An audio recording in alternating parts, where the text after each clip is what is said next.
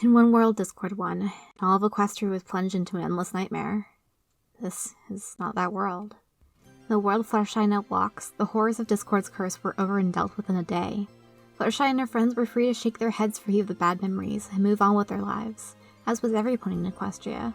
Most only confided in their loved ones what they'd done under Discord's curse. Few wanted to dwell on the nightmare now that it had ended and a new day had begun.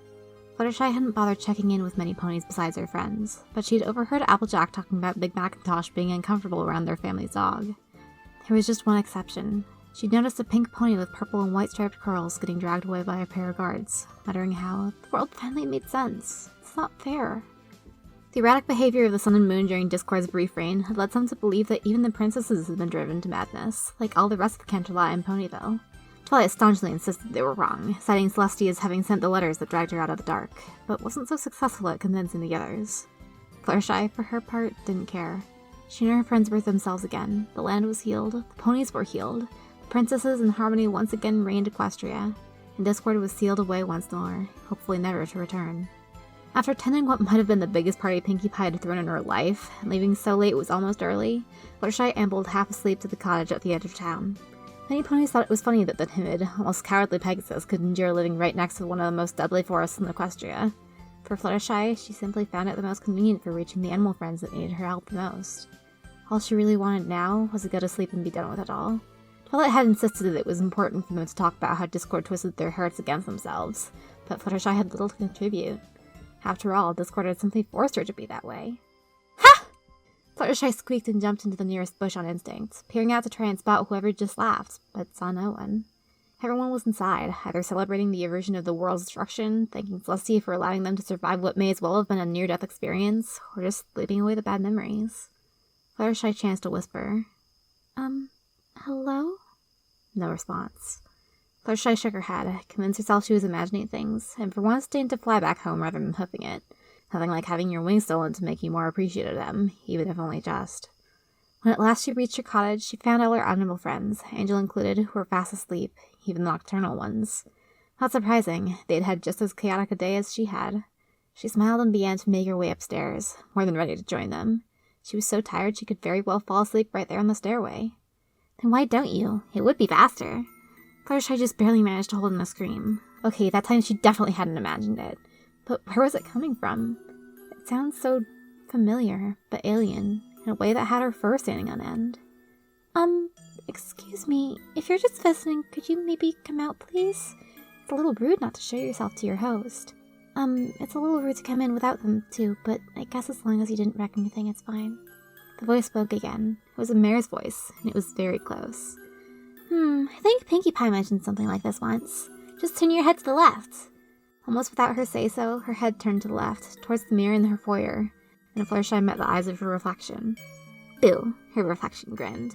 Ah! Fluttershy yelped, and her reflection did the same. Then it burst out laughing, but in her voice. It was her laugh, but she wasn't the one laughing.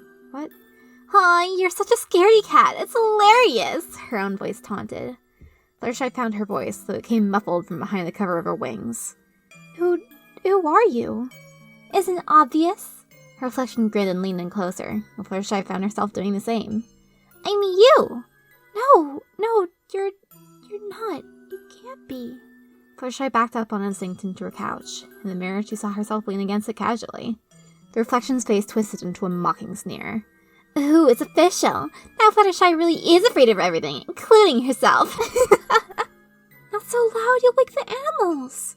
Fluttershy's animal care instincts overrode her fear just enough for her to sound the barest amount of harsh. The reflection's expression changed from mocking to almost impressed, though still with a cruel undercurrent of glee. Now that's more like it. Maybe there's hope for you yet. Hope? What do you mean? You were so dense. Her reflection wrinkled her nose. I mean, you giving up on all this sugary sweet kindness nonsense. It's not nonsense. The animals began to stir. Fluttershy immediately broke into her trademark lullaby to settle them down. When she turned back to the mirror, it was to see her reflection holding her hooves over her ears pointedly. How do your teeth not fall out whenever you sing that crap?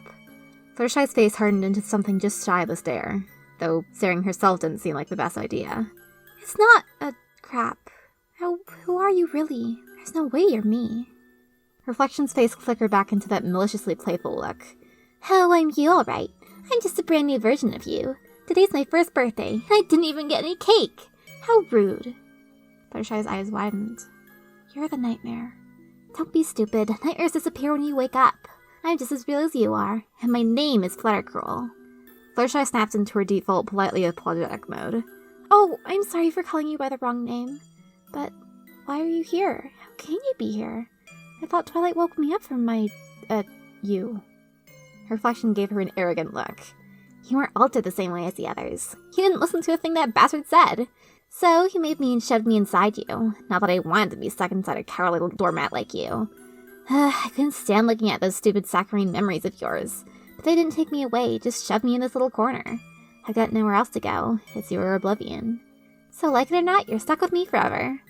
Fluttershy felt an almost alien anger push into her. Well, I don't need you.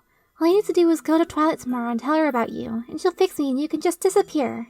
It'll be like you never existed at all. Fluttercruel gave her a bored look in return. Oh really? You sure have a short memory. Fun fact, I'm the one who helped you catch Rainbow Crash. Remember everything you felt? Wanting to see Discord hurt for what he did? Wanting revenge for what he put that poor little rabbit of yours through? Did you actually think that came from you? Or did you think that was the you from the gala? Fluttershy bit her lip. Her reflection did have a point. Much as she hated it, that bitter hatred did have its uses once in a while. But now that she thought back on it, that didn't feel quite the same as the gala disaster. Then she knew that anger welled up from inside her, exploding into a fire that scorched her veins until she wrestled it under control and locked it deep in her mind. The chase, though, that was more like a little voice whispering, convincing her to surrender her tight control over her emotions just long enough to do what needed to be done. Fluttercruel wasn't part of her, not like her anger. She was an entity unto herself, just bonded with Fluttershy by Discord's curse. A bratty, snarky, mean-spirited little force of chaos. In other words, you're a child, Fluttershy whispered. Fluttercruel rolled her eyes. And you're a pathetic coward. But I'm not, and like it or not, you're stuck with me now. Whenever someone uses you as a doormat, I'll be there to tell you to treat them worse. Whenever you're pushed aside, I'll be there to tell you to push them back twice as hard. I will always be there now. There was silence for a long moment, save for Fluttercruel's hard breathing after her declaration. Then Fluttershy shook her head and gave a slight smile. Is that so? She asked. Well, if you're stuck with me, I'd better start teaching you some manners. I think I know exactly how to take care of you, young filly. Fluttercruel sneered. Young filly? That's what you're going with? Not an invader, a nightmare, or a bad memory, or nothing more than a reminder to keep that temper in check? No. Fluttershy shook her head, serene, almost motherly. Because you were only born today, weren't you? You're just a child, one who is made thinking the only thing they can be is mean. A child who doesn't know what friendship is. But that's okay. If you're stuck with me, you can share my friends. If Pinkie Pie and her other self can be together, so can we. Be with? What makes you think I want to just be with you? Fluttercruel snarled. I'm gonna wear away your soul until you crumble and become the shadow, and I the ego. Fluttershy smiled and took a careful step forward. For a second, Fluttercruel's sneer dropped into an expression of uncertainty. Do you remember how pearls are formed? They start out as a tiny bit of sand inside the oyster. It's a little uncomfortable for the oyster at first, but eventually that tiny grain grows into a beautiful pearl. She laid a hoof on the mirror's surface. You're a child born from a bad parent, but you don't have to stay bad. I can help you, Fluttercruel. I don't need your help. It's funny how the fillies who need the most help are usually the ones who don't want it. She glanced at a clock on the wall. It's late. We should both be getting to bed, shouldn't we? And as she left the mirror to begin trotting upstairs, she sang. Hush now, quiet now, it's time to lay your sleepy head. Hush now, quiet now, it's time to go to bed. No, you can't just sing me to... One of them yawned. Drifting off to sleep, the exciting day behind you. Drifting off to sleep, let the joy of dreamland find you. Fluttershy barely had the presence of mind to turn her bedside mirror to face the bed before she collapsed on it, only barely avoiding squishing her wings. Just as her eyes fluttered shut, she noticed her mirror image looking furiously sleepy. I won't. I'm stronger than... Oh, you can't do... Hush, now, quiet now, lay your sleepy head. Hush, now, quiet now, it's time to go to bed. Half asleep, Fluttershy mumbled. You're right. You are going to be with me from now on, so I'm going to have to make sure you don't get yourself into any trouble, dear. Don't worry. I'll be there for you. And here, in this world where nightmares only ever last until the dawn, they slept and dreamed.